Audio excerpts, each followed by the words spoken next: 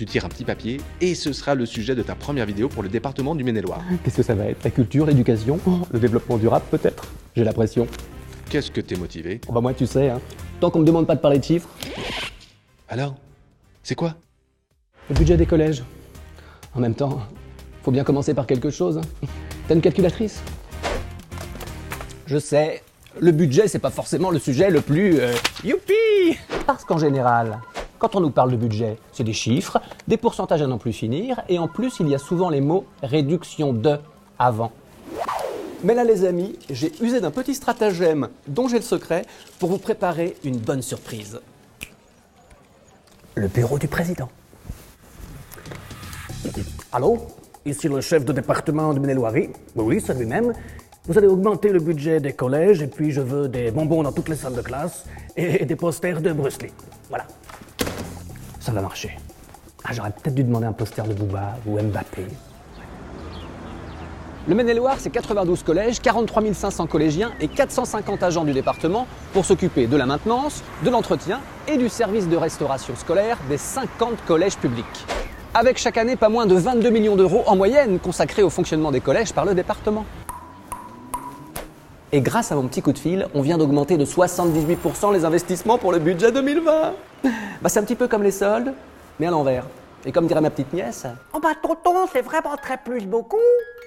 Merci qui? Bah merci moi. Le département a 3 grandes missions vis-à-vis des collèges publics. 1. Construire, entretenir et rénover les bâtiments. 2. La gestion de la restauration avec la demi-pension. Et 3. Proposer des itinéraires éducatifs.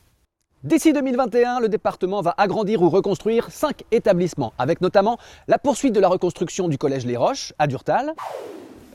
Il renforce également son programme de maintenance en améliorant l'accessibilité, les économies d'énergie et bien sûr, la sécurité. Vous avez dit que ça marcherait? Oh, il y a des chaballots. Chaque année, plus de 2,6 millions de repas sont préparés et servis. Au département, on préfère les produits frais locaux et de saison, en privilégiant bien sûr les circuits courts. Plus de 30% des approvisionnements sont locaux et on vise les 49% pour très bientôt. 49 forever. J'y retourne. Hein. Le coût de revient moyen d'un repas, c'est 9 €. Mais attention, ça ne prend pas en compte que les aliments. Non, non, non. Il y a aussi l'achat et l'entretien du matériel, des locaux, l'énergie, les frais de personnel. Et ce repas n'est facturé en moyenne que 3,50 € pour les familles. Et le reste, c'est pour qui? Bah, c'est pour le département. Afin d'amener les collégiens à s'ouvrir sur le monde, à questionner leurs rêves, leurs envies, leurs ambitions, le département propose depuis plusieurs années des itinéraires éducatifs. Avec en 2020 27 itinéraires, comme découvrir le livre au Moyen-Âge, ou les mots de la résistance avec les archives départementales, s'approcher de la réalité de la justice en jouant la scénette théâtrale dans un vrai palais de justice, ou encore s'immerger au cœur de la création d'un opéra dans un cadre magnifique. Les itinéraires éducatifs, c'est 4000 collégiens impliqués, 40 structures partenaires dans les domaines de la citoyenneté, de l'éducation culturelle et artistique.